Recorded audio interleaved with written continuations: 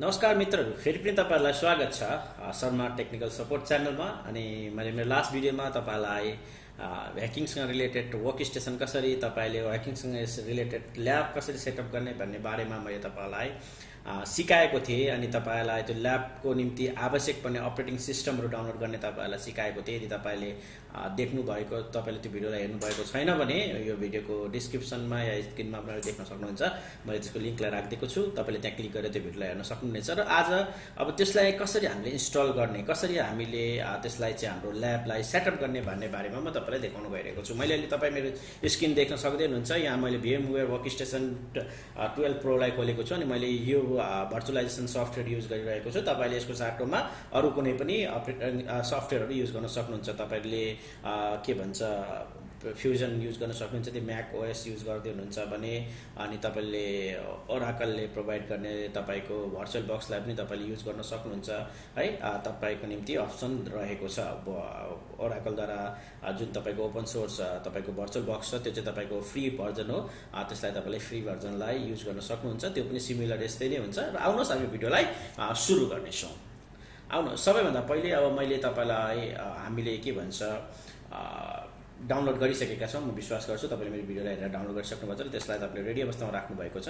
अब त्यो मेसिनलाई अब हामी खोल्ने छौं। म ओपनमा जाँदै छु, राइट क्लिक गरेर, या तपाईले यहाँ राइट क्लिक गरेर जान सक्नुहुन्छ। यहाँ हैन भने तपाई फाइलमा गएर ओपनमा क्लिक गर्न सक्नुहुन्छ है, या कन्ट्रोल ओ प्रेस गर्नु भने आउँछ।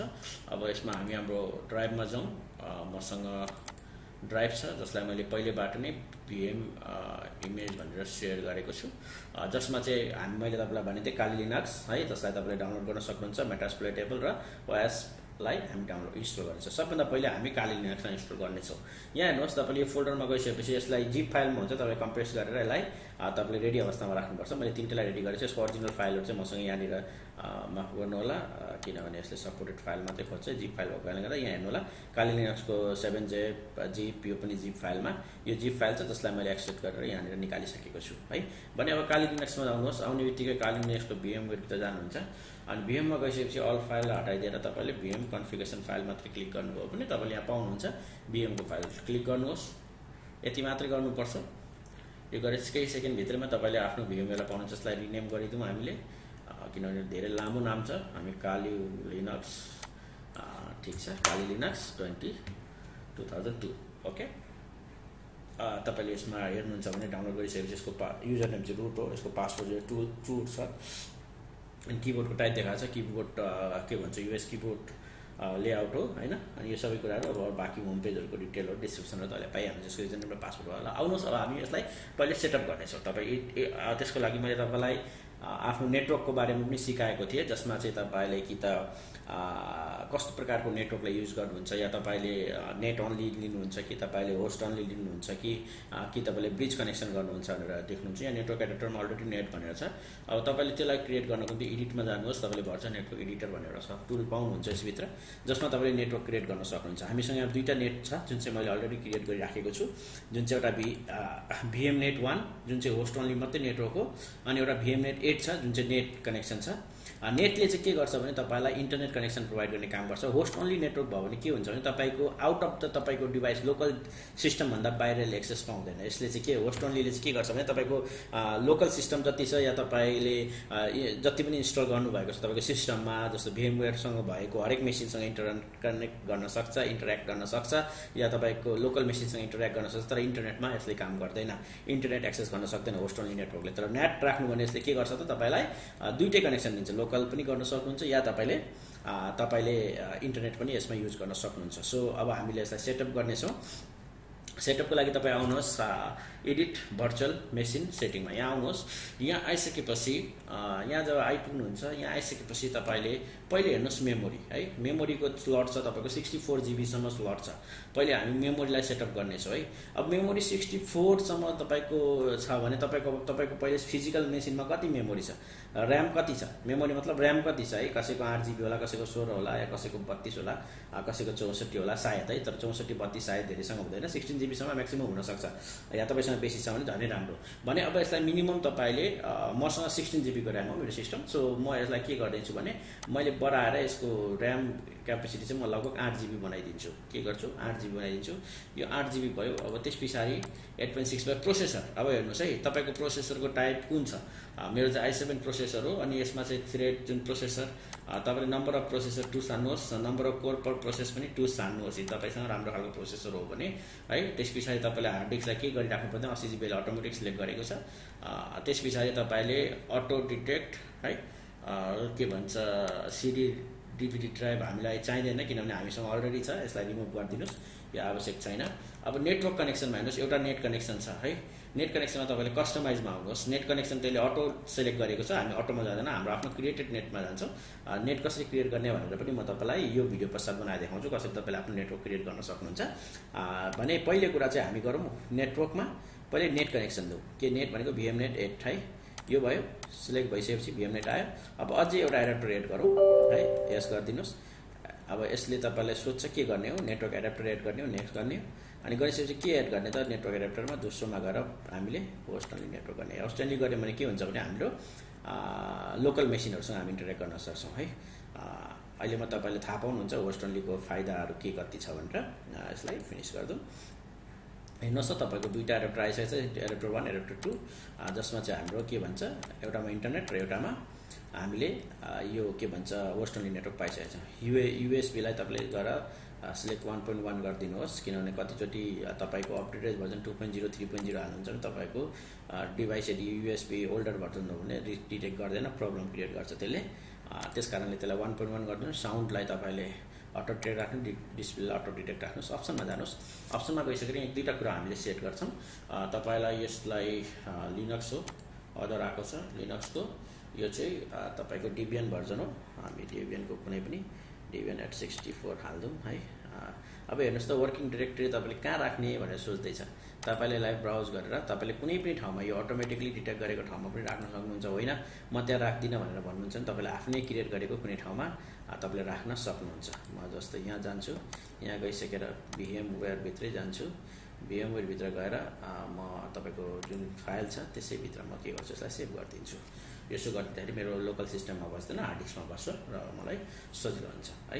किबोर्ड इन्हेन्स किबोर्ड यो चलाइराख्नुपर्ने आवश्यकता छैन। यो दुईवटा कुरा तपाईँले चेक गर्नुभयो। सेयर अप्सनमा जानुहोस्, अलवेज इनेबल गर्नुहोस् है। तपाईँले सेयर गर्ने नगर्ने भन्ने बारेमा तपाईँको होस्ट विन्डोजबाट चाहिँ तपाईँले कसरी आफ्नो लोकल मेसिनमा कपी पेस्ट गर्न सक्नुहुन्छ या फाइल सेयरिङ गर्नको निम्ति चाहिँ सेयर अप्सनलाई चाहिँ अलवेज इनेबल राख्नुहोस्। यति गरिसकेर ओके गरिदिनुहोस् है। यति गरिसकेपछि हेर्नुहोस् अब हाम्रो सबै कुराहरू अलमोस्ट भइसकेको छ। अब यसलाई तपाईँले पावर अन गरिदिनुहोस्। पावर अन गरिदिएपछि तपाईँलाई के भन्छ, if you don't know answer copy did. तपाईँलाई के थाहा छैन भने के भन्दैछ कपी डिट गरिदिनुहोस् है।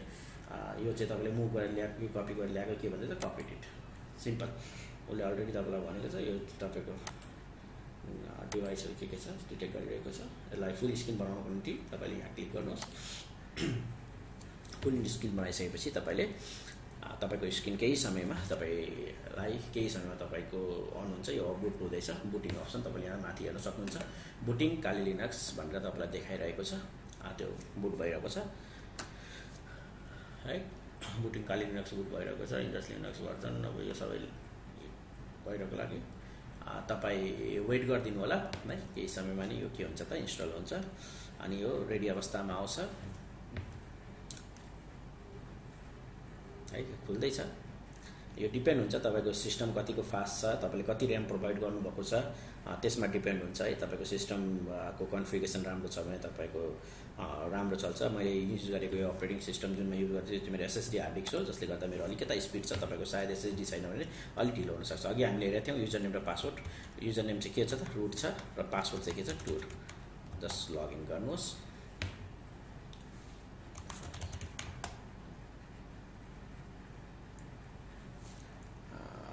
रुट र टुर नै हो। म एकछिनको लागि अर्को एउटा युजर ट्राई गर्छु। कहिलेकाहीँ युजर नेम काली र पासवर्ड काली पनि छ। किनभने यो फाइल मैले जुन साइटबाट डाउनलोड गरेको छु अफेन्सिभ सेक्युरिटीको साइटमा उनीहरूले डिफल्ट कन्फिगरेसनमा चाहिँ युजर नेम काली र पासवर्ड काली पनि राख्नु भएको छ है। के भन्छ रुट फाइल चाहिँ डाइरेक्टली एक्सेस गर्नलाई ब्लकेज छ, त्यसलाई हामी एकछिनमा हेर्छौँ, हामी युज गर्न सक्छौँ। म तपाईँलाई कसरी युज गर्ने भनेर देखाउँछु। ल अब यसरी हेर्नुहुन्छ भने तपाईँको काली खुलिसकेको छ, जसमा तपाईँको कालीको तपाईँको जति पनि एप्लिकेसनहरू छ, टुल्सहरू छ, जति पनि सबै टुल्सहरू यहाँ अलरेडी इन्स्टल छ। त्यसलाई हामी हाम्रो आवश्यकता अनुसार, काम अनुसार, तरिका हामीलाई जे कुराको आवश्यक पर्छ त्योहरू हामी युज गर्नेछौँ। यहाँ भएका सबै कुराहरू हामी युज गर्दैनौँ, तर पनि केही हदसम्म हामी युज गर्छौँ। र यसरी तपाईँले काली लिनक्सलाई के गर्न सक्नुहुन्छ, इन्स्टल गर्न सक्नुहुन्छ। अब काली लिनक्स हाम्रो इन्स्टल भइसकेको छ।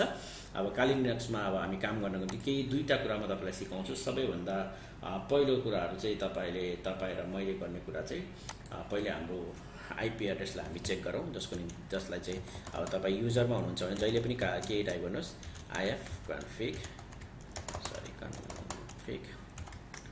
ifconfig पासवर्ड मागिरहेको छ अनि पासवर्ड हामीलाई थाहा छ, हामी पासवर्ड हालिदिन्छौँ। हामीसँग हाम्रो एडर 33.1 हाम्रो आइसकेको छ अनि यसको आइपी एड्रेसहरू चाहिँ 80.31 छ है। एउटा हाम्रो यहाँ आइसकेको छ। अब यस्तो अनुसारले अब मैले यसलाई कसरी हामीले आइपी एड्रेस चेन्ज गर्ने भनेर सिम्पल देखाएको छु। अब यसलाई हामीले कसरी कन्फिगरेसन गरेर कसरी लिएर जाने भन्ने बारेमा म नेक्स्ट भिडियोमा कालीको केही फिचरहरू र टेक्निक टिप्सहरू तपाईँलाई नेक्स्ट भिडियोमा देखाउँछु। त्योभन्दा पहिले अब हामी यो मेसिनलाई के गर्छौँ, एकछिनको लागि केही समयको निम्ति हामी सट डाउन गरिदिन्छौँ। यहाँ जानुहोस्, यहाँ गइसकेर तपाईँले यसलाई सट डाउन गरिदिनुहोस् है। तपाईँको एउटा मेसिन काली लिनक्स इन्स्टल भइसकेको छ। यो चाहिँ सजिलो अप्सन हो। तपाईँले अर्को पनि हुन्छ आइएसओ फाइल डाउनलोड गरेर इन्स्टल गर्नु भने त्यो लामो प्रोसेस हुन्छ। त्यसभन्दा राम्रो चाहिँ अलरेडी काली अफेन्सिभ सेक्युरिटी जसले यो अपरेटिङ सिस्टमलाई डेभलप गरेछ उसैले बनाइदिएको भिएमलाई हामीले युज गऱ्यौँ भने सजिलैसँग हामी युज गर्न सक्छौँ। र अब अर्को मेसिन आउँछौँ, फेरि हामी के गर्छौँ, फाइलमा जान्छौँ है। फाइलमा गइसकेर हामी ओपनमा क्लिक गर्छौँ। धेरै अप्सन छ, कन्ट्रोल ओ पनि प्रेस गरेर जान सक्नुहुन्छ। होइन म कन्ट्रोल ओ गर्दिनँ, म फाइलमा जान्छु भन्दा पनि सकिन्छ, त्यो केही छैन। तपाईँ जसरी जहाँसम्म पुग्न सक्नुहुन्छ। मेटास्प्लोइट लेभललाई जाने, यहाँ गइसकेर लिनक्सभित्र जानुहोस्। त यहाँ पनि एउटा कन्फिगरेसन फाइल छ, तपाईँको फाइल खोल्छ। अब खोलिसकेपछि यसको पनि हामी के गरौँ त सेटिङमा जाउँ।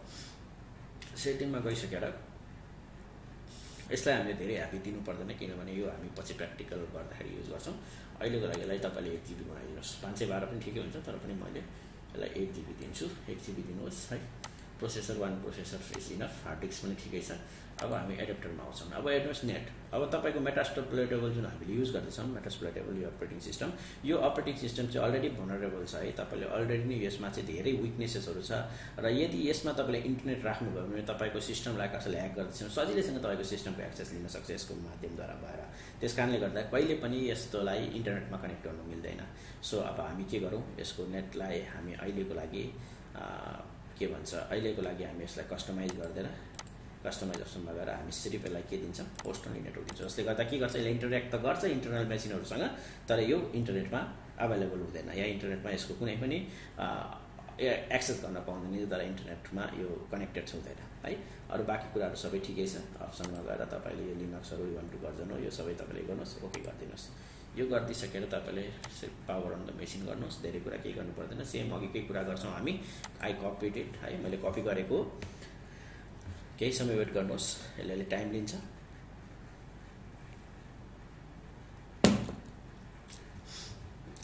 केही समयमा यो हाम्रो खोलिदिन्छ। तपाईँले केही समयभित्रमा यसलाई देख्न सक्नुहुन्छ। सिस्टम सेटिङ भइरहेको छ।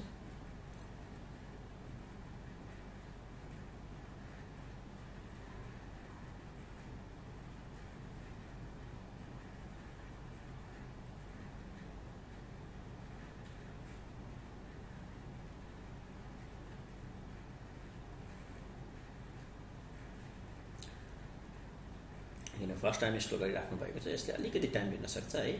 तपाईँ धैर्य गरेर बस्नु होला। तपाईँले यो इन्स्टल भइसकेको म देखाउँछु। मैले भिडियोलाई पोस्ट गरेको छुइनँ, कारण यसले त्यति धेरै टाइम त नलिनुपर्ने हो मेरो विचारमा। कहिलेकाहीँ लिन्छ। हेर्नुहोस्, हाम्रो मेटास्प्लोइटेबल 2 के भएछ त, स्टार्ट भइसकेको छ। अब हेर्नुहोस् है, अब यसलाई तपाईँले सबै कुरा पढ्नुहोस् है। कुनै पनि काम तपाईँ इथिकल ह्याकिङ गर्दै हुनुहुन्छ, सिक्दै हुनुहुन्छ भने जहिले पनि तपाईँ एकदमै सार्प माइन्डेड हुनुपर्छ। सबै कुरालाई हेर्न सक्ने, देख्न सक्ने हुन सक्नुपर्छ है। जति कुरा भेट्नुहुन्छ त्यसलाई स्टडी गर्नुहोस्। इथिकल ह्याकिङ चाहिँ म्याजिक होइन, कसैले पनि म्याजिक गरेर कुनै पनि कुरा गर्न सक्दैन। यसको निम्ति प्र्याक्टिस चाहिन्छ, प्यासन चाहिन्छ, धेरै तपाईँले रिसर्च गर्नुपर्ने हुन्छ, हेर्नुपर्ने हुन्छ, सम्झिनु बुझ्नुपर्ने हुन्छ। देख्दै गरेको कुरामा पनि धेरैचोटि लुफलहरू हुन्छ जसलाई तपाईँले पत्ता लगाउन सक्नुहुन्छ। अब तपाईँले हेर्नुहुन्छ भने यो चाहिँ के भन्छ, वार्निङ दिइरहेको छ, never beam to the untrusted network. कहिले पनि के गर्नुहोस् त, यसलाई अनट्रस्टेड नेटवर्कमा नहाल्नुहोस्, किनभने यो अलरेडी के छ त, विक छ। यसको धेरै कुराहरूलाई एट्याक गर्न सकिन्छ है। अब यसले कन्ट्याक्ट के त MSFDB एक्सप्लोइट metasploit.com मा छ। अब यहाँ हेर्नुहोस् त, लगइन विथ MSF एडमिन र MSF admin to get started. मतलब यो MSF एडमिन / MSF एडमिन देखाउँछ नि, युजर नेम पासवर्ड दुइटै के हो त, MSF एडमिन MSF एडमिन। यहाँ आउनुहोस्, यहाँ के गर्नुहोस्, MSF ADMIN एडमिन अनि MSF ADMIN एडमिन गरिसकेपछि अब तपाईँको हेर्नुहोस् त के भयो त, लगइन भइसक्नुभयो। अब तपाईँले यहाँ पनि आएर तपाईँको आइपी एड्रेस के हो भनेर देख्न सक्नुहुन्छ। msconfig गरेर IF config यस्तो गर्नुहुन्छ।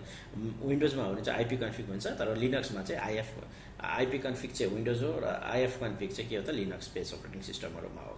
भने तपाईँ क्लिक गर्नुहुन्छ, गरिसकेपछि तपाईँको ETH 0 देखाइरहेको छ, जसमा चाहिँ के छ त, तपाईँ यहाँ हेर्नुहोस् ETH 0, जसमा तपाईँको आइपी एड्रेस 192.168.122.131 देखाइरहेको छ है।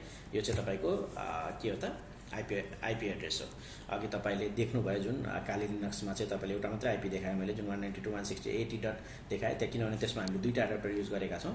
त्यसमा चाहिँ हाम्रो नेट कनेक्सन चलिरहेको छ, तर हाम्रो होस्ट अनि कनेक्सन चलेको छैन। त्यो मैले तपाईँलाई नदेखाएको, किनभने नेक्स्ट भिडियोमा कसरी कन्फिगर गर्ने, कसरी चलाउने भनेर म देखाउँछु। धेरैजनालाई यो कुरामा गाह्रो महसुस गर्न सक्नुभएको हुनसक्छ। सो यसरी हाम्रो के भएको छ, मेटास्प्लोइटेबल 2 इन्स्टल भइसकेको छ। अब यसमा हामीले केही गर्दैनौँ, यसलाई हामी भर्चुअली अब यसलाई हामीले ह्याक गर्ने कोसिस गर्छौँ। त्यो चाहिँ नेक्स्ट भिडियोमा हामी हेर्छौँ अरू भिडियोहरूमा।